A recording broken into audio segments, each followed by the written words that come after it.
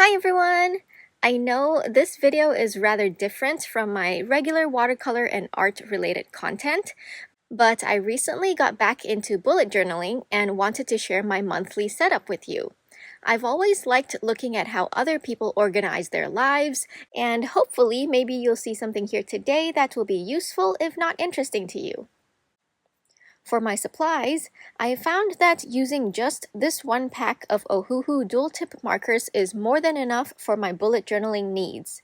I know Ohuhu is more well known for their alcohol markers, but this set is their water-based markers, which are more appropriate for journaling as they don't bleed through paper. The brush and fine tips allow for a wide range of writing and artistic applications. Quick disclaimer, Ohuhu did send me this set of markers, but I have not been paid to make this review. So everything I say will be my own honest thoughts and opinions. Technically, I don't even need to make a video on these, but I've truly been enjoying using it for journaling, and I think it's a great budget-friendly set for anyone looking for a versatile set of writing supply. Alright, now that I've gotten that out of the way, let's get on to the setup. I'm going to be highlighting some uses of each tip on the side, like this, as we go along, and hopefully you'll see why these have been so useful for me. Today, I'll be sharing my October bullet journal setup. I'm assuming many people will opt for a Halloween theme, but I wanted to share a Thai theme with you since I'm from Thailand, and traditionally speaking, we don't celebrate Halloween here. I chose to draw a puang malai, which is a floral garland of sorts. There are several kinds of puang malai that are used in various different occasions, but the one I'm drawing here is the one I think of when anyone brings up the word. For example, I would present one of these puang malai to my mother on Mother's Day. The garland itself doesn't represent anything in particular, though I've always seen them used in circumstances in which one is showing respect to another. To give you an idea of how prevalent puang malais are, in 2007, it was recorded that the citizens of Bangkok alone spent a whopping 500 million baht on puang malais that year. That's about 14 million US dollars. For the calendar, I took inspiration from the national flag with red, white, and blue stripes. I used light gray instead of white, but I think overall you can still see what I was going for. I added a little pole on the side because I felt like the calendar itself on its own didn't really look like a flag, but now it does. And then for my monthly tracker, I personally prefer the horizontal tracker, even if it's not all in one single page. I just find it easier to go through the days in a left to right format, just like how you would read a book. Now, because this does span across 2 pages, I find it helpful to use the brush tip to color in every other line to show separation. And it also makes it a lot easier to check off my tracked tasks each day. I also have a little section down here where I track my migraines and other medical stuff that I want to track or figure out about myself.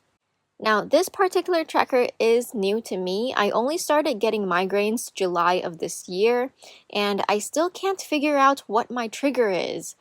I've ruled a lot of stuff out, but I'm still in the process of figuring it all out. So I put the days of the month on the horizontal axis and my condition along the y-axis. If I'm having a good day, then I don't need to draw anything.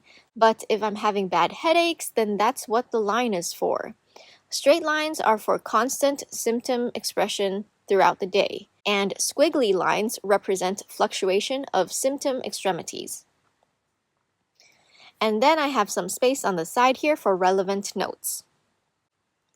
Moving on to the weekly spread, I like to write down the date in the top corner with a light gray color so that the information is there without being so obvious on the spread. And for the days of the week, I like to use a light color as subheader accents and write large letters using the brush tip. I do it this way mainly because all my days are on one page, so I need them to be low profile yet distinctly different from regular text I use for taking notes. And the reason all my days are on one single page is because I have lots of rolling weekly tasks, and they've just been a pain to rewrite over and over again. This format also makes it easier for me to see what I need to get done on each of the days, as opposed to getting a rolling weekly task done when I have any spare time. I also cook like 80 to 90% of food at home due to everyone's individual dietary requirements and restrictions, so having a section to jot down grocery items to buy is rather helpful. And as you can see, I've shrunken down the garland design into a smaller motif to add a bit of decor and make the monthly setup more cohesive. I had so much fun putting this theme together for this video, and while I could have done it using various writing supplies, I just found it convenient that this Ohuhu set could do it all. From plain old writing text, sketching, outlining various elements with the fine liner tip, to coloring in, highlights, line separation, and bold lettering with the brush tip, this set is able to do everything I need and want for bullet journaling. I also like that Ohuhu is always looking to improve and expand, so if you're in Thailand and interested in selling Ohuhu products, you can contact them directly at business@ohuhu.com. ถ้ามีพี่ๆน้องๆคนไหนที่ดูอยู่แล้วสนใจจะขายสินค้า Ohuhu ไม่ว่าจะขายปลีกหรือขายส่งก็ติดต่อเขาที่อีเมลโดยตรงได้เลยนะคะ I realize this channel is more of an art channel, so I don't know if anyone would be interested in more bullet journaling content. If you like this video and would love to see more, please let me know in the comments below. Anyway, that's all I have for you today. As always, thank you so much for watching, everyone. Don't forget to drink lots of water and stay hydrated.